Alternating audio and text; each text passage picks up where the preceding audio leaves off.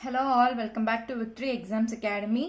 இந்த வீடியோவில் நம்ம ஜிஎஸோட கண்டினியூட்டி கிளாஸஸ் வந்து நம்மளோட சேனலில் பார்த்துட்டு இருக்கோம். For the purpose of dispatch வந்து போயிட்டு இருக்கு. ஸோ அதனால் வீடியோ கிளாஸஸ் வந்து நம்ம கண்டினியூஸாக ஃபர்ஸ்ட் ஹிஸ்ட்ரி அதுக்கப்புறம் ஐஎன்எம் பாலிட்டி எடுத்துகிட்டு இருந்தோம். ஸோ இப்போ வந்து ஜிஎஸோட கிளாஸில் நம்ம வந்து unit 2 TNPSC group 4 and group 2 unit 2 ஜியாகிரஃபியோட கிளாஸஸ் வந்து பார்த்துட்டு இருக்கோம். ஸோ நம்மளோட சேனலில் டெஸ்பாச் போயிட்டு இருக்கு. ஸோ ஜிஎஸ் டெஸ்பாச் வித்தின் 100 டேஸில் உங்களோட பிளான் ஷெடியூலை வந்து நீங்கள் கம்ப்ளீட் பண்ண முடியும். அதுக்கான ஒரு பக்கா ஷெடியூல் ப்ளஸ் உங்களுக்கு வேர் டு ஸ்டடி எல்லாமே உங்களுக்கு ப்ரொவைட் பண்ணிடுவோம். ஸோ அந்த கொடுத்துருக்க ஷெடியூலில் இருக்கக்கூடிய போர்ஷன்ஸை நீங்கள் அப் டு டேட் முடிச்சுட்டே வந்தீங்கன்னா வித்தின் 100 டேஸ்க்குள்ளே நீங்கள் வந்து சிலபஸை வந்து முடிச்சிடலாம். ஸோ இந்த பேட்ச் வந்து ஸ்டார்ட் ஆகி 1 யூனிட் வந்து கம்ப்ளீட் ஆயிடுச்சு. ஸோ ஃபர்தராக நீங்கள் போயிட்டு இருக்க இந்த யூனிட்ஸ் அண்ட் ஃபர்தராக வரக்கூடிய எக்கனாமிக்ஸ் அண்ட் டிஎன் அட்மினிஸ்ட்ரேஷன்லாம் உங்களுக்கு வேணும் அப்படின்னு நீங்கள் நினச்சிங்கன்னா இந்த பேட்சில் நீங்கள் உங்களோட அட்மிஷனை என்ரோல் பண்ணிக்கலாம். ஸோ அதுக்கு கீழே இந்த டிஸ்கிரிப்ஷன் பாக்ஸில் இருக்கக்கூடிய வாட்ஸ்அப் நீங்கள் காண்டாக்ட் பண்ணி உங்களோட என்கொயரிஸை நீங்கள் வந்து மேக் பண்ணிக்கலாம். அதே போல் இந்த ஹேண்ட் ரிட்டன் நோட்ஸ் உங்களுக்கு ஐஎன்எம் பாலிட்டி ஹிஸ்ட்ரி ஜியாகிரஃபிக்கு அவைலபிளாக இருக்குது, ரெடியாகவும் இருக்குது, சேல்ஸ்க்கும் போயிட்டு இருக்கு. ஸோ இதுவும் உங்களுக்கு வேணும் அப்படின்னா கீழே அதே டிஸ்கிரிப்ஷன் பாக்ஸில் வாட்ஸ்அப் நம்பர் இருக்கும். அந்த நம்பருக்கு நீங்க காண்டாக்ட் பண்ணி இந்த சேல்ஸ் போயிட்டு இருக்கக்கூடிய இந்த ஹேண்ட் ரிட்டன் நோட்ஸை நீங்க பர்ச்சேஸ் பண்ணிக்கலாம். சரி, இன்னைக்கு நம்ம பார்க்கக்கூடிய டாபிக் என்ன அப்படின்னு பார்த்தீங்கன்னா தமிழ்நாட்டின் மானிட புவியியல். ஸோ இது வந்து உங்களுக்கு ஸ்டாண்டர்ட் 10 7th லெசனில் கவர் ஆகுது. ஜியாகிரஃபியை பொறுத்த வரைக்கும் ஸோ 5 மார்க் தானே கேட்குறாங்க, அது ஏன் படிக்கணும் அப்படின்னு விட்டிங்கன்னா உங்களுக்கு கட் ஆஃப்ல 75 கொஸ்டினுக்கு நம்ம அவுட் ஆஃப் 70 ப்ளஸ் எடுத்தே ஆகணும் அப்படிங்கிற ஒரு டார்கெட் இருந்துச்சு அப்படின்னா இங்கே கட்டாயமாக ஜியாகிரஃபியை படிச்சே ஆகணும். ஸோ அப்போ இந்த ஜியாகிரஃபியில் எது முக்கியமாக படிக்கலாம்? ஸோ 6th இருந்து எல்லாமே படிக்கணுமா அப்படின்னு கேட்டால் உங்களுக்கு 10th இருக்கக்கூடிய ஜியாகிரஃபி 7 லெசனையும் தரவாக படிச்சிடணும். ஸோ அந்த 10th 7 லெசன் அப்படிங்கிறது வெரி வெரி வெரி வெரி இம்பார்ட்டன்டான லெசன்ஸ் 7மே. ஸோ அந்த 7மே தரவா படிச்சிடணும். அந்த வகையில் நம்ம 10th 7th லெசனை இந்த வீடியோ கிளாஸஸ்ல நம்ம பார்க்க போறோம். தமிழ்நாடு மானுட புவியியல். சரி, அப்போ அதுல ஃபர்ஸ்ட் நம்ம சொல்லக்கூடியது என்ன அப்படின்னா வேளாண்மை. ஸோ அந்த வேளாண்மை பத்தி தான் இப்போ ஃபர்ஸ்ட் பார்க்க போறோம். ஸோ வேளாண்மை, அந்த அக்ரிகல்ச்சர் அப்படிங்கிற வார்த்தை 2 லத்தீன் மொழி சொற்கள்ல இருந்து எடுக்கப்பட்டது. ஒன்று அகர் மற்றும் கல்சரா அப்படிங்கிற, ஸோ கல்ச்சர் நம்ம சொல்லுவோம் இல்லையா, ஸோ அக்ரி அதை நம்ம செப்பரேட் பண்றோம். ஸோ ஃபர்ஸ்ட் அகர் அப்புறம் கல்சரா அப்படிங்கிற 2 லத்தீன் மொழி சொல்ல இருந்து எடுக்கப்பட்டது. அதன் பொருள் என்ன அப்படின்னு பார்த்தா நிலம் மற்றும் வளர்த்தல். ஸோ அப்போ நிலத்துல நம்ம ஏதோ ஒரு பயிரிட்டு ஒரு செடியோ ஒரு மரத்தையோ வளர்த்து அதை அறுவடை செஞ்சு அதை வந்து நம்ம வந்து சந்தைக்கு வந்து உட்படுத்துவது வந்து வேளாண்மை அப்படின்னு நம்ம சொல்றோம். அடுத்து 60% மேற்பட்ட மக்கள் வந்து வேளாண்மையை தான் சார்ந்துள்ளனர். இந்தியாவை பொறுத்த வரைக்கும் 65%. மற்றவங்க தான் வந்து இண்டஸ்ட்ரி சைட்ஸ்ல டெக்னாலஜிக்கல் சைட்ஸ்ல வந்து போயிட்டாங்க. மீதி இருக்கக்கூடிய 65% இந்தியாவில் வேளாண்மை மட்டுமே சார்ந்து இருக்கக்கூடிய மக்களா இருக்காங்க. வேளாண்மைக்கும் பொருளாதாரக்கும் இடையே ஒரு வலுவான தொடர்பு உண்டு அப்படின்னு சொல்றாங்க. அப்ப வேளாண்மை அந்த இடத்துல ஒரு நாட்டின் வேளாண்மை சீராடனா நாட்டின் பொருளாதாரமும் சீரடையுது. மாநிலத்தின் முதன்மை உணவுப் பொருள்னு சொல்லக்கூடியது எதெல்லாம் நம்ம சொல்றோம் அப்படின்னா நெல். ஏன்னா வந்து டெய்லி நம்ம எடுத்துக்கிறது அந்த நெல் அரிசியை தான் நம்ம வந்து எடுத்துக்கிறோம் உணவா. அதே போல திணை வகைகள் அடுத்த நெல் வகைக்கு அடுத்தபடியான பயிரிடப்படவும் வேளாண்மைக்குரிய ஒரு பொருளாகவும் கருதப்படுவது வந்து திணை வகைகள். அடுத்து பாத்தீங்கன்னா பருப்பு. அப்போ நெல், திணை வகை மற்றும் பருப்பு இது மாநிலத்தின் முதன்மை உணவுப் பொருட்கள். மீதி என்னென்ன முக்கிய வணிகப் பொருட்கள் அப்படின்னு பார்த்தா கரும்பு, பருத்தி, சூரியகாந்தி, தென்னை, முந்திரி, மிளகாய், எள், நிலக்கடலை, தேயிலை, காப்பி, ஏலக்காய், ரப்பர் இது எல்லாமே முக்கிய வணிக பெயர்களா வந்து திகழ்ந்துகிட்டு இருக்கு. ஸோ வேளாண்மையை தீர்மானிக்கக்கூடிய புவியியல் காரணிகள் என்னென்ன? இப்போ ஒரு இடத்துல வந்து வேளாண்மை வந்து சீரும் அதாவது நல்ல நடக்கணும், ஈல்டு வந்து நிறைய வேணும் அப்படின்னா அதுக்கு என்ன மாதிரியான புவியியல் காரணிகள் இருந்துச்சுன்னா நம்மளுக்கு ஈல்டு ப்ரொடக்ஷன் வந்து அதிகமாக கிடைக்கும் அப்படின்னு பார்த்தா ஃபர்ஸ்ட் அதோட நிலத்தோற்றம். அப்போ எந்த இடத்துல நம்ம அந்த வேளாண்மை செய்யறோமோ அந்த நிலத்தோற்றம் வந்து நம்மளுக்கு சாட்டிஸ்ஃபைடா இருக்கணும். அதே போல காலநிலை, பருவநிலை, அந்த மழை காலமா இல்லை வந்து அதுக்கு ஏற்ற வெயில் காலமா, இதெல்லாம் காலநிலை ஏற்றாற் போல இருக்கணும். அடுத்து அந்த மண்ணின் பலம் செழிப்பாக இருக்க வேண்டும். நீர்ப்பாசன முறை கண்டிப்பா இருக்கணும். ஸோ மழை வந்தாலும் சரி, அப்போ மழை இல்லாத வறட்சியான காலங்களையும் அந்த நிலத்துக்கு நீர்ப்பாசனம் வந்து நம்ம கரெக்டாக கொடுக்குற மாதிரி நீர்ப்பாசன வசதி இருக்கக்கூடியதா இருக்கணும். ஸோ ஒரு வீடு எப்படி நம்ம போனோம்னா அந்த வீட்டுக்கு ஃபெசிலிட்டிஸ் என்னென்ன இருக்கு, எந்த இடத்துல இருக்கு, ஸோ பக்கத்தில் ஹாஸ்பிட்டல் இருக்கா, இது இருக்கா, அது இருக்கா, ஸோ தண்ணி வசதி இருக்கா அப்படின்னு எல்லாம் பார்க்குற மாதிரி ஒரு வேளாண்மை செய்யணும் அப்படின்னா அந்த இடத்துல என்னென்னலாம் இருக்கணும். அப்போ 4 முக்கிய கூறுகள் அடிப்படையா இருக்கு: நிலத்தோற்றம், காலநிலை, மண் மற்றும் நீர்ப்பாசனம். சரி, ஃபர்ஸ்ட் நிலத்தோற்றம். அப்ப தமிழ்நாட்டை பொறுத்த வரைக்கும் மலைகள், பீடபூமிகள், சமவெளிகள் மற்றும் பல்வேறு நில அமைப்புகளை கொண்ட ஒரு இடமா தமிழ்நாடு வந்து இருக்கு. ஸோ அதுல சமவெளிகள்ல வண்டல் மண் அதிகமாக வந்து இருக்குது. ஸோ சமவெளி பகுதிகளில் தான் வந்து நம்ம அதிகமான விவசாயம் வந்து செய்கிறோம். ஸோ அந்த பகுதிகளில் நம்மளுக்கு வண்டல் மண் அதிகமான படிவுகளை கொண்டுள்ளது. அப்போ இந்த வண்டல் மண் எது மூலியமா, எதனால இந்த வண்டல் மண் நம்மளோட சமவெளிகளில் வந்து அதிகமாக நம்ம பார்க்குறோம் காணப்படுது அப்படின்னு பார்த்தா காவிரினால. ஸோ அந்த காவிரியோட சமவெளி அந்த ஆற்றில இருந்து அடிச்சுட்டு வரக்கூடிய அந்த மண்கள் தான் வண்டல் மண். ஸோ காவிரி சமவெளியில் குறிப்பிடத்தக்க வேளாண் பகுதின்னு நம்ம சொல்றோம். ஸோ காவிரி வேளாண் சமவெளியில தான் அதிக வேளாண் வந்து அந்த இடத்துல செஞ்சுட்டு வராங்க, பயிரிடப்படுது. அதே போல குறைவான பயிரிடப்படக்கூடிய இடங்கள், வேளாண் செய்யக்கூடிய இடங்கள் அப்படின்னு பார்த்தீங்கன்னா மலை பிரதேசங்கள். அப்போ இருக்கக்கூடிய இடங்கள்ல நம்ம வந்து சமவெளிகள்ல அதிகமான நம்மளோட மலை இருக்கக்கூடிய லேண்ட் ஃபார்ம்ஸை இங்க சொல்லியிருக்காங்க. நம்மளோட மலைகள் இருக்கு, பீடபூமிகள் இருக்கு, சமவெளிகள் இருக்கு, இன்னும் பல்வேறு டெசர்ட்ஸ் இருக்கு, இன்னும் நிறைய பள்ளத்தாக்குகள் இருக்கு. இந்த மாதிரி நிறைய லேண்ட் ஃபார்ம்ஸ் வந்து நம்மளுக்கு இருக்கு தமிழகத்துல. அதுல சமவெளிகள்ல அதிகமான வேளாண் பயிர்கள் பயிரிடப்படுகிறது. அதுக்கு உகந்ததா இருக்கக்கூடிய மண் அப்படின்னு பார்த்தா வேளாண்மைக்கு வண்டல் மண் வந்து ரொம்ப சிறப்பான மண்ணா இருக்கு. அதே போல அதிகமா பயிரிடக்கூடிய இடம் அப்படின்னு பார்த்தா காவிரி சமவெளி. குறைவாக வேளாண் பயிரிடக்கூடிய இடம் அப்படின்னு பார்த்தா மலை பிரதேசங்கள்ல குறைவான பயிர்களை பயிரிடப்படுறது. ஸோ இதுதான் நிலத்தோற்றம். அடுத்து பாத்தீங்கன்னா காலநிலை. ஸோ அப்ப என்ன காலநிலை இருந்தா எப்படி வந்து பயிர்கள் வரும் அப்படின்னு பார்த்தா தமிழ்நாடு வந்து ஒரு வெப்பமண்டல நிலை பெறுகிறது. ஸோ எப்பவுமே வந்து அந்த இடத்துல குளிர் அப்படிங்கறது வந்து அதிகப்படியா இருக்காது. ஸோ தமிழகம் அப்படின்னாலே அது வந்து வெப்பமண்டலம், வெப்ப அயனிகள் அப்படின்னு நம்ம சொல்லுவோம். அப்போ இந்த இடத்துல அப்போ வெப்பமண்டல பகுதியா இருக்கும்போது வெப்பமண்டல பயிர்களை மட்டும்தான் பயிரிட முடியும் தமிழகத்துல. ஸோ அப்போ நீர் வந்து வேளாண்மையை கட்டுப்படுத்தும் ஒரு முக்கிய காரணியா இருக்கு. அது இருந்தாதான் அந்த வேளாண் வந்து செழிப்பா நடக்கும். ஏன்னா ஏற்கனவே அது வந்து வெப்பமண்டலம். அப்ப நம்ம வந்து நீர்ப்பாசனங்கள் வந்து ஒழுங்கா கொடுத்தாதான் அந்த இடத்துல பயிர்களின் வளர்ச்சி வந்து செழிப்பாக இருக்கும். அதனால அப்ப தமிழகம் எதை நம்பி இருக்கு அப்படின்னா வடகிழக்கு பருவக்காற்று தமிழ்நாட்டின் முக்கிய நீர் ஆதாரமாக உள்ளது. ஸோ இந்த வடகிழக்கு பருவக்காற்றின் மூலியமா தான் ஒவ்வொரு ஆறுலையும் தண்ணி வற்றாம இன்னும் வந்துகிட்டே இருக்கிறதுக்கும், அதே போல அணைகள் அந்த தண்ணீரை தேக்க வச்சு ஸோ வறண்ட காலகட்டத்தில் அந்த அணையை திறந்து விட்டு அதுல இருக்க தண்ணி மூலியமா விவசாயம் செழிப்பாக வளர்ந்து கொண்டிருக்கிறது. அடுத்து பாத்தீங்கன்னா மூணாவது ஃபேக்டரான மண். ஸோ வேளாண்மையின் மிக முக்கிய கூறுகளில் ஒன்று மண். ஆற்று பள்ளத்தாக்குகள் மற்றும் கடற்கரை சமவெளிகள் இது ரெண்டுமே நம்மளுக்கு வளமான வண்டல் மண்ணை கொடுக்குது. இந்த வளமான வண்டல் மண் தான் வேளாண்க்கு மிக முக்கியமான உகந்த மண் அப்படின்னு சொல்றோம். அடுத்தபடியா இருக்கக்கூடிய மண் செம்மண். ஸோ அது மூலியமா நம்மளுக்கு நிறைய செடிகளோ பயிர்களோ மரங்களோ நம்மளுக்கு விளைவிக்கப்படுகிறது. அடுத்து அதனால இந்த பகுதியை வந்து மாநில வேளாண் உற்பத்தியில முக்கிய பங்காற்றுகிறதுன்னு சொல்றாங்க. அப்ப ஏற்கனவே பார்த்துட்டோம், சமவெளிகளா இருக்கட்டும், அதே போல ஆற்று பள்ளத்தாக்குகளும் கடற்கரை சமவெளிகளும், இந்த ரெண்டு இடங்கள் தான் வந்து நிலப்பகுதி தான் வந்து அதிகமான விளைச்சலை தரக்கூடிய இடங்களா கருதப்படுகிறது. ஒன்னு ஆற்று பள்ளத்தாக்குகள், இன்னொன்னு கடற்கரை சமவெளிகள். எதனால அப்படின்னு பார்த்தா அந்த ரெண்டு இடத்துலதான் வண்டல் மண் அதிகமா இருக்கு. அதனால அந்த இடத்துல பயிர்கள் அதிகமான பயிரிடப்படுது, விளைச்சலை கொடுக்குது அப்படின்னு சொல்றாங்க. அடுத்து நாலாவது இருக்கக்கூடியது நீர்ப்பாசனம். மாநில பயிர் சாகுபடி சிறப்பாக நடைபெறுவதற்கு நீர்ப்பாசனம் இன்றியமையாத ஒன்றா இருக்கிறது. ஸோ அது வந்து வறண்ட பகுதியில அதனால வறண்ட பகுதிகளை வந்து என்ன பண்றாங்கன்னா மானவாரி பயிர்கள் வந்து பயிரிடப்படுகின்றன அப்படின்னு சொல்றாங்க. இப்போ அந்த நீர் வந்து எந்தெந்த காலகட்டத்துல எந்தெந்த முக்கியமான பயிர்களை வந்து நம்ம பயிரிட்டு அறுவடை செய்யலாம். ஸோ அப்போ விதைக்கும் காலம் என்ன, அந்த பயிரை எந்த காலத்துல நம்ம அறுவடை செய்யலாம். ஸோ முக்கியமான பயிர்கள் அப்படின்னு நம்ம பார்க்கும்போது பருத்தி மற்றும் திணை வகை, நம்ம ஏற்கனவே பார்த்தோம் திணை பயிர்கள் அப்படின்ட்டு. அதை வந்து எந்த பருவத்துல வந்து நம்ம பயிரிடலாம்னா சித்திரை பட்டம் அப்படின்னு சொல்றாங்க. அப்ப அந்த சித்திரை பட்டத்துக்கு இன்னொரு பேர் ஸ்வர்ணவாரி. ஸோ ஸ்வர்ணவாரி அப்படிங்கிற அந்த பருவத்துல நம்ம பயிர்களை வந்து விதைக்கிறோம். ஸோ ஏப்ரல்ல இருந்து மே மாதம் வரைக்கும் விதைக்கும் காலம் அப்படின்னு சொல்றாங்க. அப்ப அந்த திணை வகை மற்றும் பருத்தி வகையை அறுவடை செய்யும் காலம்னா ஆகஸ்ட்ல இருந்து செப்டம்பர். அடுத்து பாத்தீங்கன்னா சம்பா. ஸோ சம்பா வந்து ஆடிப்பட்டம். ஸோ இது எப்படி ஸ்வர்ணாவரி வந்து சித்திரை பட்டமோ அதே போல சம்பா வந்து ஆடிப்பட்டம். இந்த சம்பா அப்படிங்கிறதே நம்ம வந்து நெல் வகைகள், அப்போ நெல் மற்றும் கரும்புகளை ஜூலைல இருந்து ஆகஸ்டுக்குள்ள விதைக்கும் காலம்னு சொல்றாங்க. ஜான்ல இருந்து பிப்ரவரிக்கும் அறுவடை காலம் சொல்றாங்க. அதே போல நவரை. ஸோ இது வந்து நவரை பருவம் சொல்லக்கூடாது. இது வந்து என்ன அப்படின்னா மீதி இருக்கக்கூடிய பழம், காய்கறிகள், வெள்ளை பூசணி, தர்பூசணி இது எல்லாமே வந்து நவம்பர்ல இருந்து டிசம்பருக்குள்ள விதைக்கலாம். அதே போல அறுவடை காலம் அப்படிங்கிறது பிப்ரவரியில இருந்து மார்ச்சுக்குள்ள இருக்கு. தமிழகத்தின் முக்கிய பயிர்களின் பரவல். ஸோ என்னென்ன முக்கிய பயிர்கள் அப்படின்னு சொல்றோம். ஃபர்ஸ்ட் நெல், அதுக்கப்புறம் திணை வகைகள், பருப்பு வகைகள். ஸோ முக்கிய பயிர்கள் நம்ம 4 பார்த்தோம் இல்லையா. ஸோ அதுல வந்து அடுத்தது எண்ணெய் வித்துக்கள். ஸோ பேசிக்கா இருக்கக்கூடியது 3: நெல், திணை வகை, பருப்பு. இது 3 தான் மாநிலத்தின் முதன்மை உணவுப் பொருள். அடுத்ததான் நம்ம பார்க்கக்கூடிய பயிர்கள் என்ன, எண்ணெய் வித்துக்கள் பார்த்தோம், கரும்பு, பருத்தி, தோட்ட பயிர்கள். இது எல்லாமே தமிழகத்தின் முக்கிய பயிர்கள். அப்போ ஒவ்வொரு பயிர்களும் எந்த மண்ணில் வளருது, எந்தெந்த ஊர்ல வளருது, அப்போ எத்தனாவது லார்ஜஸ்ட் ப்ரொடியூசர்ஸா அது இருக்கு. இதை தான் நம்ம பார்க்க போறோம். ஸோ ஃபர்ஸ்ட் நெல். தமிழகத்தின் முக்கியமான உணவு பயிரில் நெல் வந்து ஒரு முக்கியமான பயிராக இருக்கு. ஸோ எந்த மாதிரியான பிராண்ட் வந்து இந்த நெல்லில் வந்து அதிகமாக பயிரிடப்படுது அப்படின்னா பொன்னி மற்றும் கிச்சடி சம்பா. அதுதான் வந்து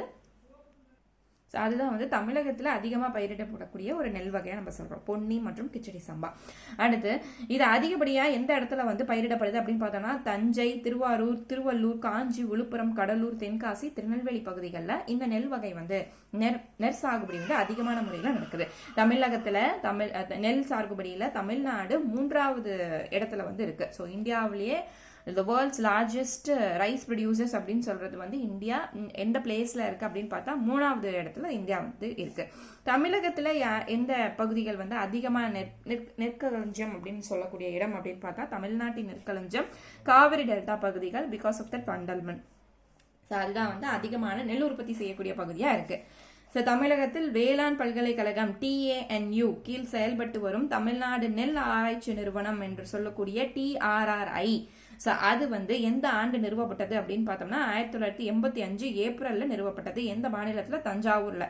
ஸோ தமிழ்நாட்டின் நெற்களஞ்சியம் காவிரி டெல்டா பகுதிகளை தான் வந்து தமிழ்நாட்டின் நெற்களஞ்சியம் சொல்லி தஞ்சூரை நம்ம சொல்லுவோம். அடுத்து பார்த்தீங்க அப்படின்னா திணை வகைகள். 1/3 சாகுபடி வந்து திணை வகைகளை தான் வந்து பண்ணிட்டு இருக்கோம். ஸோ தமிழகத்தில் அந்த திணை வகைக்குள்ள என்னென்னலாம் வருதுன்னா சோளம், கேழ்வரகு, கம்பு இதெல்லாம் முக்கிய திணை வகைகளாக வந்து கருதப்படுது.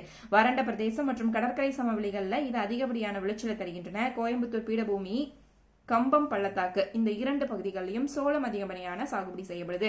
அதே போல கோவை, தர்மபுரி, வேலூர், கடலூர் இந்த பகுதிகளில் கேழ்வரகு சாகுபடியும், ராமநாதபுரம், திருநெல்வேலி, தென்காசி, கரூர், பெரம்பலூர், சேலம் போன்ற பகுதிகளில் கம்பு பயிரிடப்படுகிறது.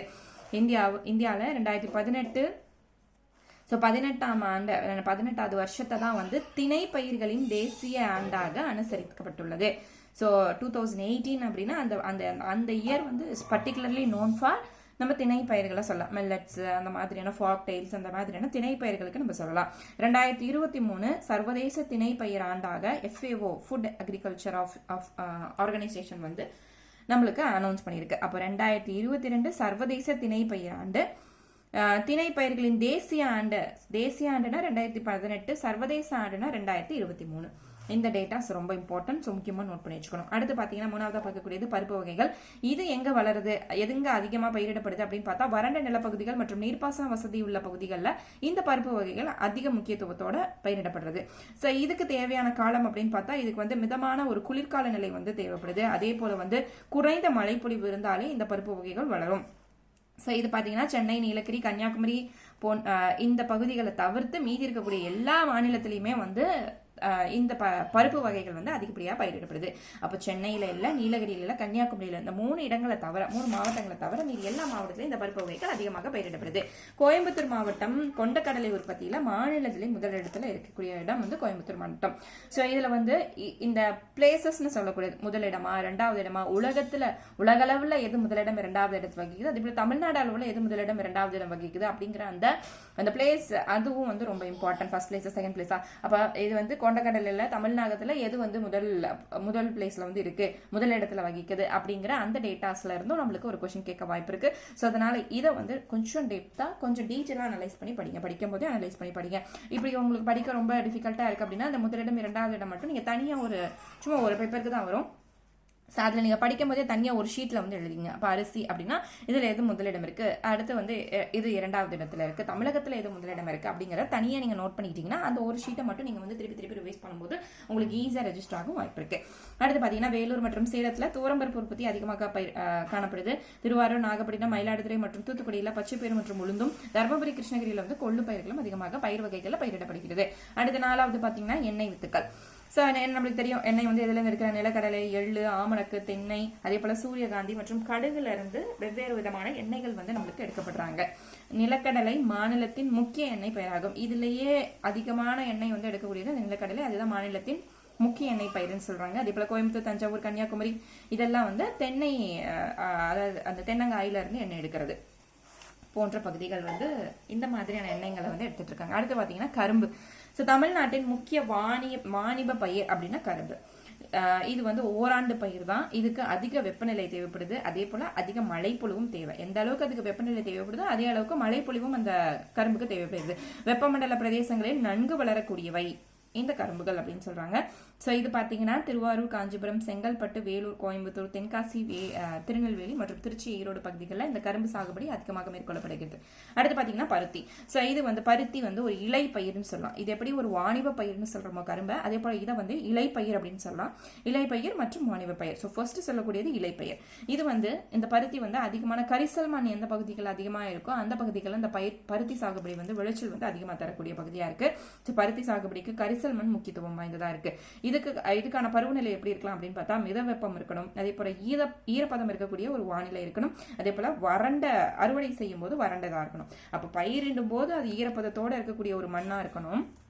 அந்த நிலம் அறுவடை செய்யும் போது வறண்ட நிலமா இருக்கணும். அப்ப ஈரப்பத வானிலை பயிரிடும் போதும் வறண்ட வானிலை அறுவடை செய்யும் போதும் இந்த பருத்திக்கு தேவைப்படுவதா இருக்கு. கோயம்புத்தூர் பீடபூமியிலும் வைகை மற்றும் வைப்பாறு, மதுரை, தூத்துக்குடி, சேலம், தருமபுரி, ராமநாதபுரம், விருதுநகர் மாவட்டத்தில் இந்த பருத்தி சாகுபடி அதிகமாக செய்யப்படுது. அடுத்து தோட்டப்பயிர்கள். தோட்டப்பயிர்கள்னாலே நம்மளுக்கு ஞாபகம் வருது தேயிலை, காஃபி, ரப்பர், மிளகு, முந்திரி. இதுதான் முக்கியமான தோட்டப்பயிர்கள். டீ, காஃபி, அடுத்து ரப்பர், அதே போல மிளகு, முந்திரி. ஸோ இதுதான் அதிகமான விளையக்கூடிய தோட்டப்பயிர்களின் வகைகளா இருக்கு. ஸோ அதுல டீ உற்பத்தியில முதல் இடத்துல இருக்கிறது அசாம் மாநிலம், ரெண்டாவது தான் தமிழகம் வருது. ஸோ இது தேயிலை உற்பத்தியில. அடுத்து பாத்தீங்கன்னா காஃபி பாத்தீங்கன்னா உங்களுக்கு கர்நாடகா தான் முதல் இடத்துல இருக்கு காஃபி ப்ரொடக்ஷன்ல, இரண்டாவது தமிழகம். அப்ப டீ அண்ட் காஃபி ப்ரொடக்ஷன்ல ரெண்டுமே தமிழ்நாடு செகண்ட் பிளேஸ்ல தான் இருக்கு. So first tea production Assam, coffee Karnataka. Salem, Namakkal, Dindigul, Nilgiri, Coimbatore மலைகள்ல இதுல காஃபி அதிகமாக பயிரிடப்படுது மலை பிரதேசங்கள்ல. அடுத்து ரப்பர் தோட்டம் கன்னியாகுமரி ஃபேமஸ் ஆனது. அதே போல கடலூர்ல முந்திரி தோப்புகள் அதிகமா ஃபேமஸ் ஆனது அப்படின்னு சொல்றாங்க. ஸோ இதோட நம்ம பார்த்த இந்த பயிர் வகைகள் முடிஞ்சிச்சு. ஸோ வாணிப பயிர்களா இருக்கட்டும், ஸோ நம்ம பார்த்த முக்கிய பயிர் பரவலும் முடிஞ்சது. அடுத்து பாத்தீங்கன்னா கால்நடை வளர்ப்பு. ஸோ இதுவும் வேளாண்ல தான் வரும். அப்ப வேளாண்மை அப்படிங்கிறது ஒரு பயிரை உற்பத்தி பண்றது, அதை பயிரிட்டு அறுவடை பண்றது, அது மட்டும் இந்த கல்டிவேஷன், கிராப் கல்டிவேஷன் மட்டும் வேளாண்மைன்னு சொல்ல கிடையாது. கால்நடை உற்பத்தி, இல்லை ஏதாவது ஒரு கோழி பண்ண வச்சிருக்கோம், ஏதோ ஒரு மீன் வளர்ப்பு, அந்த மாதிரி பண்றோம் அப்படின்னாலுமே அதுவுமே வேளாண்மைக்குள்ள தான் வருது. ஸோ அதனால நம்ம செகண்ட் பார்க்கக்கூடியது கால்நடை வளர்ப்பு. ஸோ என்னென்ன எப்படி நம்ம ஒரு பிளான்ட் இப்போ ஃப்ளோரா எடுத்துக்கிட்டோம். ஃப்ளோரால இதெல்லாம் பிளான்ட்ஸ்ல இதெல்லாம் முக்கியமான ஒரு வருமானத்தை தரக்கூடிய ஒரு பயிர்களா தமிழகத்துக்கோ இந்தியாவுக்கோ இருக்கு அப்படிங்கும்போது, அதே போல வருமானத்துக்கு தரக்கூடிய ஃபானாஸ் என்னென்ன இருக்கு, அனிமல்ஸ் என்னென்ன இருக்கு, ஸோ என்னென்ன விலங்குகள் அந்த மாதிரி வேளாண் உற்பத்தியில சிறந்து விளங்குது அப்படின்னு பார்த்தா ஃபர்ஸ்ட் பாத்தீங்கன்னா வெள்ளாடுகள். இந்த வெள்ளாடுகள் இந்தியர்கள் இந்த வெள்ளாடுகள் என்னன்னு சொல்றாங்கன்னா ஏழை மக்களின் பசுன்னு சொல்றாங்க. ஸோ அப்போ அந்த வெள்ளாட்டு பால், அந்த பசு எப்படி இருக்கோ அதே போல பால் தருதோ அதே போல அந்த வெள்ளாட்டு பாலும் ரொம்ப உபயோகமா இருக்கு. ஸோ அதனால இதை ஏழை மக்களின் பசு அப்படின்னு சொல்றாங்க. அடுத்து பாத்தீங்கன்னா ரெண்டாவது செம்மறி ஆடு. இது மலைப்பகுதிகளில் வறண்ட மற்றும் அரை வறண்ட பகுதிகளில் இந்த செம்மறி ஆடுகள் அதிகமாக காணப்படுகின்றன. ஊரக பொருளாதாரத்தில் முக்கிய பங்கு வகிக்கிறதும் இந்த செம்மறி ஆடுகள். அடுத்து பாத்தீங்கன்னா மீன்பிடித்தலும் இந்த கால்நடை வளர்ப்புல ரொம்ப செழிப்பாகவும் ரொம்ப அதிக வருமானத்தை தரக்கூடிய ஒரு துறையாகவும் இருந்துட்டு இருக்கு. கடல் மீன் பிடித்தல். தமிழ்நாடு கடற்கரை நீளம் 906.9 கிலோமீட்டர் சொல்லியிருக்காங்க. அதே போல பரப்பளவு 41,412 கிலோமீட்டர் பரப்பளவு கொண்டது இந்த கடல், தமிழகத்தில் இருக்கக்கூடிய கடல். ஸோ கண்டத்திட்டு உள்ளதால் கடற்கரை மீன்பிடிப்புக்கு சாதகமாக உள்ளது. அப்ப மீன்பிடிக்க சாதகமா இருக்கக்கூடிய அந்த இது என்னன்னு பார்த்தோம்னா கண்டத்திட்டு அப்படின்னு சொல்லக்கூடியது. ஸோ அதுல பர்டிகுலரா மீன்பிடித்தலுக்கும் கடல் மீன் உற்பத்திக்கும் ரொம்ப ஏதுவாக இருக்கிறது இந்த முதன்மையான மாநிலம் அப்படின்னு சொல்லக்கூடியனா தமிழ்நாடு சொல்லலாம். அப்போ மீன்பிடித்தல் மற்றும் கடல் மீன் உற்பத்தி இந்தியாவில் தமிழகம் முதன்மை மாநிலமாக திகழ்கிறது. அடுத்து சென்னை, கன்னியாகுமரி, திருநெல்வேலி, நாகப்பட்டினம், ராமநாதபுரம் இந்த இடங்கள்ல மீன்பிடித்தல் ரொம்ப அதிகமாக செயல்பட்டு வருது. இந்த மீன்பிடித்தலை நம்ம ரெண்டு வகையா பிரிக்கிறோம். ஒன்று கடலோர மீன்பிடித்தல், இன்னொன்று ஆழ்கடல் மீன்பிடித்தல். இந்த கடலோர மீன்பிடித்தல்னா கிட்டத்தட்ட 20 இருந்து 30 மைல் கடலோரத்துல இருந்து அந்த டிஸ்டன்ஸ்குள்ள நம்ம மீன் பிடிச்சிக்கலாம். ஆழ்கடல்னா 100 அடியோ இல்ல 1000 அடி ஆழத்துல போய் சென்று மீன் பிடிக்கிறது இந்த ஆழ்கடல் மீன் பிடித்தல் அப்படின்னு சொல்றாங்க. தமிழ்நாட்டின் நீர் வளங்கள் அப்படின்னு நம்ம பார்த்தோம் அப்படின்னா இந்திய பரப்பளவுல 4%, மக்கள் தொகை 6% கொண்டது தமிழகம் அப்படின்னு சொல்றாங்க. சோ அப்ப அத்தனை சதவீதத்துக்கு பரப்பளவு 4 தான் இருக்கு. இப்போ லேண்ட் இவ்வளவுதான் 4% தான் இருக்கு. அதுல 6% மக்கள் இருக்காங்க. மக்கள் தொகை இருக்க லேண்ட் ஃபார்ம்ஸை விட ஜாஸ்தியான மக்கள் தொகை இருக்கக்கூடிய இடத்துல நம்மளோட நீர்வளம் நன்னீர் அப்படின்னு சொல்லக்கூடியது 2.5% மட்டும்தான் இருக்கு. தமிழக மேற்பரப்பு நீர்ல 95%, நிலத்தடி நீர்ல 80% பயன்பாடு. இப்ப எவ்வளவு நீரை நம்ம பயன்படுத்திட்டு இருக்கோம் அப்படின்னா மேற்பரப்புல, அதாவது சர்ஃபேஸ்ல இருக்கக்கூடிய, அதாவது கடலா இருக்கலாம், ஆறா இருக்கலாம், இந்த நீர் 95% நம்ம மக்கள் உபயோகப்படுத்துறாங்க. நிலத்தடி நீர் 80% பயன்படுத்தப்பட்டுருச்சு அப்படின்னு சொல்றாங்க. ஸோ ஆற்று வடிநிலம் மொத்தம் எத்தனை இருக்கு அப்படின்னு பார்த்தா 17 ஆற்று வடிநிலங்கள் இருக்கு. அதே போல நீர்த்தேக்கம் 81 நீர்த்தேக்கம் தமிழ்நாட்டில் இருக்கு. ஏரிகள்ல பார்த்தா 41,127 ஏரிகள் மொத்த கணக்குல இருக்கு. ஸோ இந்த புள்ளி விவரங்கள் ரொம்ப முக்கியம், அதையும் நோட் பண்ணிக்கோங்க. அடுத்து உள்நாட்டின் மீன் உற்பத்தியில வந்து வேலூர் மாவட்டம் தான் வந்து 10% முன்னிலையில இருக்கு. அதே போல இதுக்கு அடுத்ததா இருக்கக்கூடியது வந்து கடலூர், சிவகங்கை, விருதுநகர் 9% 2வது இடத்துல இருக்கு. அப்போ உள்நாட்டு மீன் பிடித்தல் மீன் உற்பத்தியில வந்து முதல் மாவட்டமா திகழ்றது வந்து தமிழகத்துல வந்து வேலூர் வந்து திகழுது. தமிழ்நாட்டு ஆற்று பள்ளத்தாக்கு திட்டங்கள். இது பாத்தீங்கன்னா நிறைய ஆற்று பள்ளத்தாக்கு திட்டம் வந்திருக்கு. ஒன்னு மேட்டூர் அணை, பவானி சர்க்கர் அணை, அமராவதி அணை, கிருஷ்ணகிரி அணை. ஸோ அடுத்து பார்த்தீங்க அப்படின்னா சாத்தனூர் அணை, முல்லை பெரியாறு அணை, வைகை அணை, மணிமுத்தாறு அணை, பாபநாசம் அணை, இதெல்லாம் வந்து ஆற்று பள்ளத்தாக்குகள் திட்டம் அப்படின்னு சொல்லக்கூடியதுல இந்த அணைகள்லாம் வருது. ஒவ்வொரு அணையின் பெயர் வருது. ஸோ இப்போ எதுக்காக இந்த பள்ளத்தாக்கு திட்டம், தமிழ் ஆற்று பள்ளத்தாக்கு திட்டம் அப்படின்னா, ஸோ அப்போ ஒரு ஆறு வந்து ஓடிட்டு இருக்கு. அந்த ஆறுக்கு நடுவில் ஒரு அணையை நம்ம கட்டுறோம். ஸோ அப்போ அந்த தண்ணி வந்து நம்மளுக்கு சேவாய் வரணும். இந்த இடத்துல இருக்கக்கூடிய மக்கள், இப்போ ஆறு இப்படி ஓடிட்டு இருக்கு. ஸோ அந்த இடத்துல நடுவில் நம்ம ஒரு அணையை கட்டும் போது இந்த சரௌண்டிங்ஸ்ல இருக்கக்கூடிய மக்கள் பயிரிடுறதுக்கும் வேளாண்மைக்கும் அந்த தண்ணி வந்து ரொம்ப ஹெல்ப்ஃபுல்லா இருக்கும் அப்படிங்கிறதுக்காக அந்த இடம் வந்து ஏற்கனவே வறட்சி இடமா இருக்கலாம். அப்போ அந்த ஆறோட ஓட்டத்தை நம்பி தான் அந்த இடத்தோட வேளாண்மை வந்து ஃபிக்ஸ் பண்ணி வச்சிருக்கோம். அப்படிங்கும்போது அதுக்காக இந்த பல அணைகள் கட்டப்படுது. அதுல ஃபர்ஸ்ட் நம்ம சொல்லக்கூடியது மேட்டூர் அணை. இது பாத்தீங்கன்னா காவிரி ஆறின் குறுக்கே கட்டப்பட்டது இந்த மேட்டூர் அணை. இது வந்து எந்தெந்த ஊர்களுக்கு இந்த அணையினால, மேட்டூர் அணையினால எந்தெந்த ஊர்களுக்கு நீர்ப்பாசன வசதி கிடைக்குது அப்படின்னு பார்த்தோம்னா, இது பாத்தீங்கன்னா உங்களுக்கு சேலம், ஈரோடு, கரூர், திருச்சி, தஞ்சை, திருவாரூர், நாகப்பட்டினம் மாவட்டங்கள் இந்த மேட்டூர் அணையினால அந்த நீரை வந்து உபயோகப்படுத்தி அதுல வேளாண்மை வந்து செழிப்பா வளருதுன்னு சொல்றாங்க. அடுத்து பவானி சர்க்கர் அணை, பவானி சாகர் அணை. இது பாத்தீங்கன்னா பவானி ஆற்றின் குறுக்கே கட்டப்பட்டுள்ள ஒரு அணை தான், அதன் பெயர்லயே இருக்கும். அந்த அணை தான் பவானி சாகர் அணை. இது வந்து ஈரோடு மாவட்டத்துல கோயம்புத்தூர்ல இருந்து 80 கிலோமீட்டர் தொலைவுல இந்த அணை வந்து சிச்சுவேட் ஆயிருக்குன்னு சொல்றாங்க. இது மண் கடல் கலவையால் கட்டப்பட்ட ஒரு மிகப்பெரிய அணை அப்படின்னு சொன்னா அதை வந்து பவானி சாகர் அணையும் சொல்லலாம். மண் கல் கலவினால் கட்டப்பட்ட முக்கியமான அணை. அடுத்து அமராவதி அணை. இது அமராவதி ஆற்றின் அருகே குறுக்கே கட்டப்பட்ட உள்ள அணை அமராவதி அணை. இது இந்த அமராவதி அப்படிங்கிறது காவிரியின் துணையாறுன்னு நம்ம சொல்றோம். இதோட இருப்பிடம் எங்க இருக்கு, இந்த அமராவதி அணை எங்க லொக்கேட் ஆயிருக்கு, எந்த இடத்துல இருக்கு அப்படின்னு பார்த்தோம்னா திருப்பூர்ல உடுமலைப்பேட்டையிலிருந்து 25 கிலோமீட்டர் தொலைவுல இந்த அமராவதி அணை கட்டப்பட்டிருக்கு. அண்மையில் சிறிய நீர்மின் நிலையமும் இந்த அமராவதி அணையை ஒட்டி உருவாக்கப்பட்டிருக்கு அப்படின்னு சொல்றாங்க. அடுத்து கிருஷ்ணகிரி அணை. இதோட இருப்பிடம் எங்க இருக்கு அப்படின்னு பார்த்தா கிருஷ்ணகிரியில இருந்து 7 கிலோமீட்டர் தொலைவுல இந்த அணை வந்து கட்டப்பட்டிருக்கு. தொலைவுல தர்மபுரி செல்லும் வழியில இந்த கிருஷ்ணகிரி அணை அமைஞ்சிருக்கு. அடுத்து பாத்தீங்கன்னா சாத்தனூர் அணை. இது பாத்தீங்கன்னா தென்பெண்ணை ஆற்றின் குறுக்கே கட்டப்பட்டது இந்த சாத்தனூர் அணை. இது பாத்தீங்கன்னா எங்க அமையப்பட்டிருக்கு அப்படின்னு பார்த்தா, அமைவிடம் அப்படின்னு பார்த்தா செங்கம் தாலுகால சென்னகேசவ மலையின் நடுவே அமைந்திருக்கிறது தான் இந்த சாத்தனூர் அணை. தென்பெண்ணை ஆற்றின் அருகே நடுவே வந்து கட்டப்பட்டது இந்த சாத்தனூர் அணை.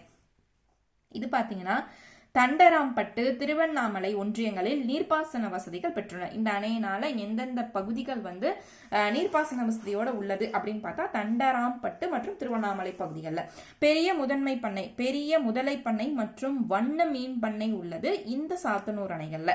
அதை ஒட்டி பெரிய முதலை பண்ணையும் இருக்கு, வண்ண மீன் பண்ணைகளும் இருக்கு. சுற்றுலா பயணிகளுக்கும் மற்றும் அணையில் உள்ள பூங்கா பராமரித்து வரப்பட்டிருக்கு. அப்ப அவங்களுக்காக இது ஒரு டூரிஸ்ட் பிளேஸ் அப்படிங்கறதுனால இந்த நிறைய பண்ணைகள் இருக்கு, மீன் பண்ணை இருக்கு, முதலை பண்ணை இருக்கு. அதே போல அந்த இடத்துல ஒரு பூங்காவும் ப்ரொடெக்ட் பண்ணி அதையும் வந்து இது பண்ணிட்டு வராங்க, மெயின்டைன் பண்ணிட்டு வராங்க. அடுத்து முல்லை பெரியாறு அணை. இது பெரியாரின் குறுக்கே கட்டப்பட்டது. 1895 ஆங்கிலேயரால் கட்டப்பட்டது இந்த முல்லை பெரியாறு அணை. ரொம்ப நோட் பண்ணக்கூடிய பாயிண்ட்ஸ். இப்போ நம்ம பார்த்தா எல்லா அணையிலுமே ஒரே ஒரு அணை மட்டும்தான் ஆங்கிலேயர் காலத்தில் கட்டப்பட்டது 1895. இதோட இருப்பிடம் அப்படின்னு பார்த்தா இது எங்க அமைஞ்சிருக்கு அப்படின்னு பார்த்தா கேரளா மாநிலத்துல தேக்கடி மலையில உருவாகிற இந்த முல்லை பெரியாருக்கு இடையே தான் இந்த அணை வந்து கட்டப்பட்டிருக்கு. அடுத்து வைகை அணை. வைகை ஆற்றின் குறுக்கே கட்டப்பட்டது. இதோட இருப்பிடம் அப்படின்னு பார்த்தா ஆண்டிப்பட்டியில இருந்து 7 கிலோமீட்டர் தூரத்துல மதுரைக்கு செல்லும் வழியில 70 கிலோமீட்டர், மதுரையில இருந்து பார்த்தோம்னா 70 கிலோமீட்டர், ஆண்டிப்பட்டி அப்படின்னா 7 கிலோமீட்டர் தூரத்துல இந்த வைகை அணை கட்டப்பட்டிருக்கு. இது வைகை ஆற்றின் குறுக்கே கட்டப்பட்டுள்ள அணை. இந்த வைகை ஆற்றின் உயரம் அப்படின்னு பார்த்தா, அணையின் உயரம் பார்த்தா 111 அடி உயரமும் 71 அடி உயரம் வந்து 111 அடி இருக்கு. ஆனா அதுல வந்து நீர் நம்ம வந்து எவ்வளவு நிறைச்சுக்கலாம் அப்படின்னு பார்த்தா 71 அடி மட்டுமே நீரை சேமிக்க முடியும். அதுக்கு மேற்பட்ட பகுதிகளில் நம்மளால நீரை சேமிக்க முடியாது. 1959 ஜனவரி 21 அன்னைக்கு திறக்கப்படுது. ஆங்கிலேயரால் கட்டப்பட்டது வந்து 1895. பட் இந்த அணை திறக்கப்பட்டது அப்படின்னு பார்த்தா 1959 ஜனவரி 21 திறக்கப்பட்டிருக்கு. அடுத்து பார்த்தீங்கன்னா மணிமுத்தாறு அணை. இது திருநெல்வேலி மாவட்டத்தில் இருந்து 47 கிலோமீட்டர் தொலைவில் கட்டப்பட்டது இந்த மணிமுத்தாறு அணைன்னு சொல்லக்கூடிய அணை. பாபநாசம் அணை திருநெல்வேலியிலிருந்து 49 கிலோமீட்டர். எல்லாமே பார்த்தீங்கன்னா திருநெல்வேலிக்கு பக்கத்தில் தான் வந்து எல்லாமே திருநெல்வேலி ரிலேட்டட் தான். ஸோ அதில் இருந்து கொஞ்சம் கொஞ்சம் டிஸ்டன்ஸ் மட்டும் சொல்லியிருக்காங்க. இதை வந்து நம்ம கரையார் அணை அப்படின்னு சொல்கிறோம். பாபநாசம் அணையின் மற்றொரு பெயர் கரையார் அணை அப்படின்னு சொல்லக்கூடிய இது வந்து எங்கெங்களுக்கெல்லாம் நீர்ப்பாசன வசதி தருது அப்படின்னா திருநெல்வேலி, தூத்துக்குடி மற்றும் அதை சுற்றி இருக்கக்கூடிய பண்டைய பகுதிகளிலையும் வந்து இந்த அணையின் மூலியமா மக்கள் வந்து வேளாண்மைக்காக பயனடைகின்றனர். அடுத்து பார்த்தீங்கன்னா இந்த ஆழியாறு திட்டம். ஸோ அதில் 2 ஆழியாறு திட்டங்கள் வருது. ஒன்று பரம்பிக்குளம் ஆழியாறு திட்டம், இன்னொன்று பரப்பலாறு திட்டம் அப்படின்னு 2 திட்டங்கள் வந்து இந்த ஆற்றை வச்சு போட்டிருக்காங்க. தமிழ்நாடு மற்றும் கேரளா இந்த 2 கூட்டு முயற்சினால உருவாக்கப்பட்டது தான் இந்த பரம்பிக்குளம் ஆழியாறு திட்டம். அப்போ 2 மாநிலம் இதில் இன்வால்வ் ஆயிருக்கு. பரம்பிக்குளம் மற்றும் ஆழியாறு இந்த 2 பகுதிகளில் 7 ஆறுகளின் நீரினை ஒன்றிணைக்கும் திட்டம் தான் இந்த பரம்பிக்குளம் ஆழியாறு திட்டம். இது 2 இடங்களின் பெயர், பரம்பிக்குளம் அதே போல ஆழியாறு. இந்த இடத்துல 7 ஆறுகளை வந்து ஆறோட நீரை ஒன்றிணைக்கக்கூடிய திட்டம் தான் இந்த திட்டமா வந்து செயல்பட்டு வந்துட்டு இருக்கு. அதே போல பரப்பலாறு திட்டம் அப்படிங்கிறது ஒட்டஞ்சத்திரம் அருகே அமைந்துள்ள பழனி தாலுக்கால இந்த பரப்பலாறு திட்டம் செயல்பட்டு வருது. நீர் கொள்ளளவு திறன் வந்து 167 மில்லியன் கன அடி வந்து நீர் கொள்ளளவு திறன் கொண்ட ஒரு திட்டம் இது. மதுரையிலிருந்து 75 கிலோமீட்டர் தொலைவில் இந்த பழனி தாலுக்கால இந்த பரப்பலாறு திட்டம் செயல்பட்டு வந்து கொண்டிருக்கு. ஸோ அப்போ அந்த அளவுக்கு தண்ணீரை சேமிச்சு வைக்கக்கூடிய ஒரு திட்டமா இந்த பரப்பலாறு திட்டம் பழனி அருகே செயல்பட்டு வருது. அடுத்து பார்த்தீங்கன்னா தொழிலகங்கள். ஸோ என்னென்ன தொழிற்சாலைகள் வந்து இப்போ நம்ம வந்து பார்த்துட்டோம். இதெல்லாம் வந்து ரா மெட்டீரியல்ஸ்னு பார்த்தோம். பருத்தி, அதே போல் வந்து நெல், இதெல்லாம் வந்து ரா மெட்டீரியல்ஸை நம்ம ப்ரொடியூஸ் பண்ணுறோம். அந்த ரா மெட்டீரியல்ஸ் நெக்ஸ்ட் போகக்கூடிய இடம் தொழிலகங்கள். அப்போது தமிழகத்திலையும் சரி இந்தியாவிலும் சரி என்னென்ன வந்து முக்கியமான தொழிலகங்கள் இருக்குது, அது மூலியமா எப்படி வந்து ஒரு பொருள் உற்பத்தி ஆகுது, ராவா உற்பத்தியான ஒரு மெட்டீரியலை நம்ம எப்படி வந்து ஒரு மக்களுக்கு உபயோகப்படக்கூடிய ஒரு பாலிஷ் ரைஸை நம்ம கொடுக்குறோம். ஒரு அரிசியை வந்து நம்ம பாலிஷ் பண்ணி அந்த பாலிஷ் ரைஸை பேக்கெட் பண்ணி நம்ம கொடுக்குறோம் அரிசியை. அப்போ அது எங்கே போகுது? ஃபேக்ட்ரிஸ்க்கு போகுது தொழிலகம். அப்போ எதெல்லாம் முக்கியமான தொழிலகங்கள்லாம் இருக்குது அப்படின்னு பார்த்தா பருத்தி நெசவாளிகள், அடுத்து பட்டு நெசவாழை, இந்த மாதிரி பட்டு நெசவாழைகள். அடுத்து வந்து சிமெண்ட் தொழிலகம். அடுத்து பார்த்தீங்கன்னா தோல் பதனிடும் தொழிலகம், அதே போல காகித தொழிலகம். ஸோ இந்த 5 தொழிலகம் வந்து தொழிலகங்கள்ல தமிழ்நாட்டிலும் சரி இந்தியாவிலும் சரி ரொம்ப ஃபேமஸாக இருக்கக்கூடிய தொழிலகம். ஃபர்ஸ்ட் பருத்தி நெசவாளிகள். இது தமிழகத்தில் பொறுத்த வரைக்கும் ஈரோடு கைத்தறி, வசைத்தறி, அதே போல ஆயத்த ஆடை விற்பனைகளை வந்து ஃபேமஸாக இருக்கக்கூடியது வந்து ஈரோடு தான். ஸோ கைத்தறின்னு எடுத்துக்கிட்டாலும் சரி, இல்லை தறி அப்படின்னாலே அது வந்து தமிழ்நாட்டில் ஈரோடு மாவட்டம் தான் ஃபேமஸ் ஆனது. கோயம்புத்தூர் தென்னிந்தியாவின் மான்செஸ்டர் என்று அழைக்கப்படுகிறது. கோயம்புத்தூர், திருப்பூர், ஈரோடு, கரூர், சேலம் இவை எல்லாமே தமிழ்நாட்டின் ஜவுளி பள்ளத்தாக்கு. இந்த 4ம் சேர்ந்தது, 5ம் சேர்ந்தது தான் அதோட பரப்பளவு. அந்த இதை ஃபுல்லாக அந்த 5மே நம்ம என்னென்னு சொல்கிறோம், தமிழ்நாட்டின் ஜவுளி பள்ளத்தாக்கிடங்கள் அப்படின்னு சொல்கிறோம். அப்போது கோயம்புத்தூர் வந்து தென்னிந்தியாவின் மான்செஸ்டர்னு சொல்கிறோம். ஈரோடு பகுதிகளில் கைத்தறி அதிகமாக விளையப்பட்டிருக்கு. அதே போல் கோயம்புத்தூர், திருப்பூர், ஈரோடு, கரூர், சேலம் மாவட்டங்கள் தமிழ்நாட்டின் ஜவுளி பள்ளத்தாக்கு என்று அழைக்கக்கூடிய அளவுக்கு சிறப்பு வாய்ந்தது. அடுத்து பட்டு நெசவு ஆலைகள். ஏன்னா அந்த இடத்துல நிறைய தொழிலகங்கள் வந்து பட்டு ரிலேட்டடான தொழிற்சாலைகள் வந்து இருக்கு. அதனால நம்ம இந்த பெயரை வந்து அழைக்கிறோம் பட்டு நெசவு ஆலைகள். அடுத்து பார்த்தீங்கன்னா இந்த பட்டு நெசவு அப்படிங்கிறது தமிழகம் வந்து 4வது இடமா வகிக்குது. ஆல் ஓவர் இந்தியாவில் பட்டு நெசவு தொழிற்சாலைகளை 4வது இடம் வகிக்குது. காஞ்சிபுரம், சேலம், ஆரணி, கும்பகோணம், மதுரை, ராமநாதபுரம் போன்ற மாவட்டங்கள்ல இந்த பட்டு நெசவு ஆலைகள் செயல்பட்டு கொண்டு வருது. அதுல ராமநாதபுரத்துல மட்டும் செயற்கை பட்டு துணி உற்பத்தி நடந்து கொண்டு வருகிறது. அடுத்து பார்த்தீங்கன்னா 3வது தோல் பதனிடும் தொழிற்சாலை. இது தமிழகத்தில் 60% உற்பத்தி வந்து செஞ்சுட்டு இருக்காங்க. தோல் பதனிடத்துல தோல் உப பொருட்கள் உற்பத்தி வந்து தமிழகத்தில் 38%. அந்த தோல் ரிலேட்டடான பொருட்கள் செய்யறதா தமிழகம் 38% உற்பத்தியை செஞ்சுட்டு வருது. தமிழ்நாட்டின் தோல் பொருள் ஏற்றுமதியில் வேலூர் தான் முதலிடத்துல இருக்கு. தோல் பொருள் ஏற்றுமதியில் வேலூர் முதலிடத்துல இருக்கு. ஆம்பூர், ராணிப்பேட்டை, வாணியம்பாடி இதெல்லாம் வந்து முக்கிய அதோட சென்டர்ஸாக வந்து இருக்கு. இது தோல் உற்பத்தி பண்ணி அதை பதப்படுத்தி அதுல இருந்து நிறைய உபபொருட்களை வந்து செஞ்சு மற்ற நாடுகளுக்கு ஏற்றுமதி செய்யக்கூடிய இடங்கள் வந்து ஆம்பூர், ராணிப்பேட்டை, வாணியம்பாடி. அடுத்து மத்திய தோல் ஆராய்ச்சி நிறுவனம், அதோட ஆய்வகம் CLRIன்னு சொல்லக்கூடிய அந்த மத்திய தோல் ஆராய்ச்சி நிறுவனத்தின் ஆய்வகம் சென்னையில் அமையப்பட்டிருக்கு. அடுத்து 4வதா பார்த்தா அதிகமான ஃபேக்டரிஸ்ல காகித தொழிலகம் முக்கியமாக இடம் பிடிக்கிறது. TNPLன்னு சொல்லக்கூடியது கரூர், காஞ்சிபுரம் மாவட்டத்தில் இருக்கு. ஸோ இது என்ன பார்த்தீங்கன்னா ரா மெட்டீரியல்ஸ். இதுக்கு என்னென்ன தேவை அப்படின்னு பார்த்தீங்கன்னா கரும்பு சக்கை தேவை, மரக்கூழ் தேவை, அந்த ஒரு பேப்பர் செய்யறதுக்கு இதெல்லாம் ரா மெட்டீரியல்ஸாக நம்மளுக்கு தேவைப்படுது. ஸோ இது பார்த்தீங்கன்னா புக்காத்துறை, அதே போல் பவானி சாகர், பள்ளியம்பாளையம், பரமத்தி வேலூர், சேரன்மாதேவி, நிலக்கோட்டை, உடுமலைப்பேட்டை போன்ற பகுதிகளில் இந்த தொழிலகங்கள் வந்து அதிகமாக செயல்பட்டு வருது. தமிழ்நாட்டின் கனிம வளங்கள் அப்படின்னு பார்த்தா நெய்வேலி மற்றும் ராமநாதபுரத்தில் பழுப்பு நிலக்கரி வந்து கிடைக்குது அப்படின்னு சொல்றாங்க. ஸோ நெய்வேலி மற்றும் ராமநாதபுரம் எதுக்கு ஃபேமஸா இருக்கு? பழுப்பு நிலக்கரிக்கு. காவிரி வடிநில பகுதிக்கு வந்து எண்ணெய் மற்றும் இயற்கை வாயுக்கு ஃபேமஸா இருக்கு. சேலம் கஞ்சமலையிலையும் திருவண்ணாமலை கவுகி மற்றும் வேடியப்பன்ல இரும்பு தாது அதிகமா இருக்கு. சேர்வராயன், கோத்தகிரி, பழனி, உதகமண்டலம், கொல்லிமலையில பாக்சைட் தாதுக்கள் அதிகமாக கிடைக்குது.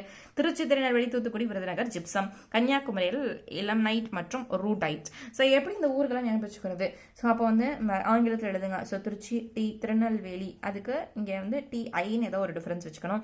அதே போல் தூத்துக்குடி அதுக்கு டியூ அப்படின்னு ஏதாவது வச்சுக்கலாம். அதே போல் விருதுநகர் வி. ஸோ எல்லாமே டி தான். டி, டிஐ, டியூ, யூக்கு அப்புறம் வி. ஸோ இந்த மாதிரியான இதுனா அது வந்து ஜிப்சம்.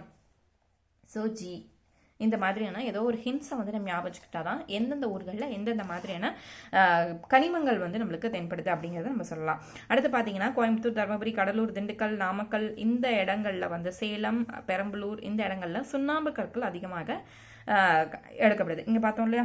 ஸோ கனிம வளத்தில் தமிழ்நாட்டின் கனிம வளத்தில் எந்தெந்த கனிமங்கள் எந்தெந்த ஊர்கள்னு பார்த்தோம். ஸோ இந்த ஊர்களில் சுண்ணாம்பு கற்களும், திருப்பத்தூர் அதே போல் வேலூர், நாமக்கல் இதில் வந்து மேக்னசைட் வந்து அதிகமான ஒரு கனிம வளமாக கண்டுபிடிச்சிருக்காங்க. ஸோ கனிம வளமாக இருக்கு. சிமெண்ட் தொழிலகம் இந்தியா 181 மில்லியன் டன் சிமெண்ட்டை வந்து ஒரு வருடத்துக்கு ப்ரொடியூஸ் பண்ணுது. அதனால சிமெண்ட் ப்ரொடியூஸ் பண்றதுல உலகத்துல 2வது இடத்துல இருக்கிறது இந்தியா. தமிழகத்துல அரியலூர் மற்றும் ஆலங்குளம் சிமெண்ட் ஃபேக்டரி அதிகமாக இருக்கக்கூடிய இடம். அரியலூர் மற்றும் ஆலங்குளம். தேசிய மென்பொருள் மற்றும் சேவை நிறுவன கூட்டமைப்பின்படி நாஸ்காம் அப்படிங்கிற அந்த கூட்டமைப்பின்படி ஆஸ்பர் இந்தியாவில் 59.6% மென்பொருட்கள் வந்து ஏற்றுமதி செய்யப்படுகிறது.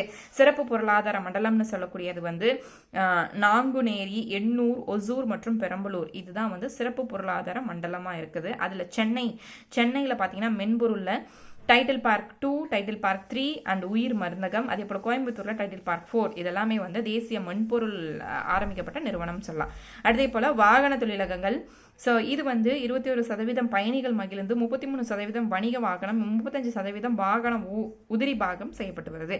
கைத்தறி மாநிலத்தின் மிகப்பெரிய குடிசை தொழிலாக அமைஞ்சு கொண்டு வருது. கோவை வந்து அது முதலிடத்துல இருக்கு. கைத்தறியில அதிக மக்கள் தொகை கொண்ட இடங்கள் அப்படின்னு பார்த்தா சென்னை, திருவாரூர், காஞ்சிபுரம், விருதுநகர், தஞ்சாவூர், சேலம், மதுரை, திருநெல்வேலி. 2011 மக்கள் தொகை கணக்கெடுப்புப்படி தேசிய சராசரி மக்கள் அடர்த்தி வந்து எவ்வளவு இருக்கு அப்படின்னு பார்த்தா 352 அடர்த்தி வந்து இருக்கு. சென்னையில ஒரு சதுர அடிக்கு வந்து 26,000 மக்கள் வந்து இருக்காங்க. ஸோ 1 ஸ்கொயர் ஃபீட்டுக்கு 26,553 பேர் வந்து சென்னையில மட்டுமே இருக்காங்க. பாலின விகிதம் அப்படின்னு பார்த்தா நீலகிரியில அதிகமான பாலின விகிதம் இருக்கு. அதாவது இந்த பாலின விகிதம் எப்படி கணக்கெடுக்கப்படுது அப்படின்னு பார்த்தோம்னா 1000 பேருக்கு 1000 ஆணுக்கு எவ்வளவு 1000 பெண் இருக்காங்க அப்படிங்கறது அந்த பாலின விகிதம். அதுல பாத்தீங்கன்னா நீலகிரி தான் வந்து முதல் ஹையஸ்ட் பிளேஸ்ல இருக்கு. நெக்ஸ்ட் வந்து தஞ்சாவூர் இருக்கு. கல்வி அறிவுல பார்த்தோம்னா அதிக கல்வி அறிவு கொண்ட மாநிலமா இருக்கிறது கன்னியாகுமரி. அதே போல குறைவான கல்வி அறிவு தர்மபுரியிலையும். அதே மாநிலத்தின் மொத்த சாலை நீளம் 1,67,000 கிலோமீட்டர். அதே போல வந்து மாநிலத்தின் நெடுஞ்சாலையின் பரப்பளவு 60,628 கிலோமீட்டர். ஸோ இந்த டேட்டாஸ் எல்லாமே ரொம்ப முக்கியமானது. ஒரு 2-3 வாட்டி திரும்பி பார்த்தீங்கன்னாலே இந்த டேட்டாஸ் வந்து உங்களுக்கு ஞாபகமாயிரும். மெட்ரோ ரயில்வே அமைப்பு எந்த ஆண்டு தொடங்கப்பட்டுச்சு அப்படின்னு பார்த்தா மே 2017 பாதாள ரயில்வே பராமரிப்பு இயக்கத்துடன் விரிவாக செயல்படுத்த அந்த மெட்ரோ ரயில்வே அமைப்பு தொடங்கப்பட்ட ஆண்டு மே 2017. ஸோ எந்த அமைப்போட இந்த ஒரு அமைப்பையும் வந்து ஃபர்ஸ்ட் அந்த அமைப்பை உருவாக்குனது வந்து மெட்ரோ ரயில்வே அமைப்பு அப்படிங்கிற அந்த அமைப்பு எதோட ஜாயிண்ட் ஆகி உருவாக்கப்பட்டுச்சு அப்படின்னு பார்த்தீங்கன்னா பாதாள ரயில்வே பராமரிப்பு இயக்கத்துடன் சேர்ந்து உருவாக்கப்பட்ட ஒரு அமைப்பு இது மெட்ரோ ரயில் அமைப்பு. ஆனால் ஃபர்ஸ்ட் எதை அந்த ரயில்வே லைனை ட்ராக் பண்ணி மெட்ரோ ரயிலை ஃபர்ஸ்ட் ஓப்பன் பண்ணது அப்படிங்கிறது வேற ஆண்டு. ஸோ இது அந்த அமைப்பு உருவாக்கப்பட்ட ஆண்டு மே 2017. 4 சர்வதேச விமான நிலையங்கள் இருக்கு. சென்னை, மும்பை, புதுடெல்லி. ஸோ அதில் சென்னை பார்த்தீங்கன்னா இந்தியாவிலே 3வது லார்ஜஸ்ட் ஏர்போர்ட்டாக இருக்குது. மும்பை வந்து முதலிடம். அப்போ இந்தியாவிலே முதல்ல பெரிய சர்வதேச விமான நிலையம் சொல்லக்கூடியது மும்பை. அடுத்து 2வது பெரிய சர்வதேச விமான நிலையம் புதுடெல்லி. 3வது சென்னை இருக்கு. தமிழ்நாட்டின் நீளமான தேசிய நெடுஞ்சாலை எண் 44I ஒசூர் டு கன்னியாகுமரி போகுது. குறைவான நெடுஞ்சாலை எண் வந்து 785 கிலோமீட்டர் கொண்ட மதுரை டு துவரங்குறிச்சிங்கிற பகுதிக்கு போகுது. அப்போ Hosur to Kanyakumari 44I, Madurai to Thuvarankurichi 785. தமிழகத்தின் அஞ்சல் தலைமையகம் எங்கெங்க இருக்கு அப்படின்னு பார்த்தோம்னா சென்னை, மேற்கு மண்டலம் கோயம்புத்தூர், மத்திய மண்டலம் திருச்சி, தெற்கு மண்டலத்துக்கு வந்து மதுரை வந்து ஹெட் குவார்ட்டர்ஸாக இருக்கு. இந்தியாவில் ஏற்றுமதியில் வந்து பார்த்தீங்கன்னா தமிழகத்தோட பங்கு 12.2% தமிழகத்தின் பங்கு வகிக்குது. ஏற்றுமதி மற்றும் இறக்குமதி இடையான வேறுபாடுகளை நம்ம என்னன்னு சொல்றோம், வர்த்தக சமநிலை என்கிறோம். அப்போ இதை நம்ம ஒரு ஃபார்முலால மென்ஷன் பண்ணலாம்.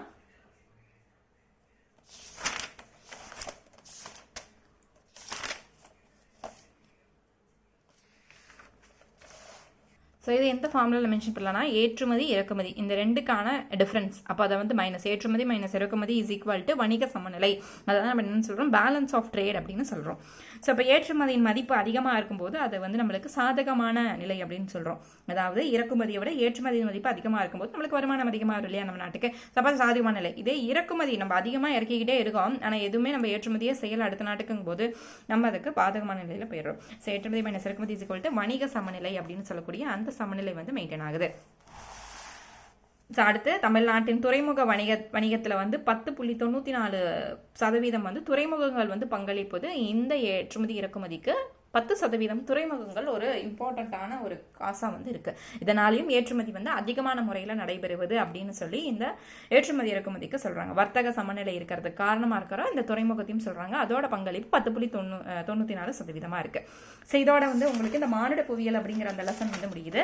ஸோ அடுத்தது பார்த்தீங்கன்னா உங்களுக்கு இந்த நோட்ஸ்லேயே உங்களுக்கு 9th ஸ்டாண்டர்டாக இருக்கட்டும், இல்லை வந்து பார்த்தீங்கன்னா உங்களுக்கு 8th ஸ்டாண்டர்டாக இருக்கட்டும், 10th ஸ்டாண்டர்ட், அதே போல் எல்லா ஸ்டாண்டர்ட்ஸுமே லெசன்ஸ் ஃபுல்லாகவே உங்களுக்கு கவர் ஆயிடுது. இப்போ பார்த்தீங்கன்னா இங்கே ஸ்டாண்டர்ட் 8 லெசன் 4 நீர்காலம். ஸோ ஃபுல்லாக பக்காவாக உங்களுக்கு எப்படி ஈஸியாக புரியுமோ அந்த அளவுக்கு உங்களுக்கு ஈஸியாக அந்த நோட்ஸ் வந்து ரெடி ஆயிடுச்சு. ஸோ இது வந்து நீங்கள் ஈஸியாக ஜியாகிரஃபியை எந்த ஒரு கஷ்டமுமே இல்லாமல் படிக்கலாம். ஸோ இது லோ அஃபோர்டபுள் ப்ரைஸில் தான் இருக்குது. ஸோ நீங்கள் வாங்கிட்டீங்க அப்படின்னா உங்களுக்கு எத்தனை வாட்டி இங்கே ரிவிஷனுக்கும் நீங்கள் வந்து இந்த நோட்ஸை வந்து நீங்கள் யூஸ் பண்ணிக்கலாம், வச்சுக்கலாம். ஸோ ரொம்ப ஹெல்ப்ஃபுல்லாக இருக்கும். வித்தின் புக்கில் இருக்கிறத விட ரொம்ப சிம்பிளிஃபை பண்ணி ஈஸியாக அண்டர்ஸ்டாண்ட் பண்ணுற அளவுக்கு இந்த நோட்ஸ் வந்து ரெடி ஆயிருக்கு.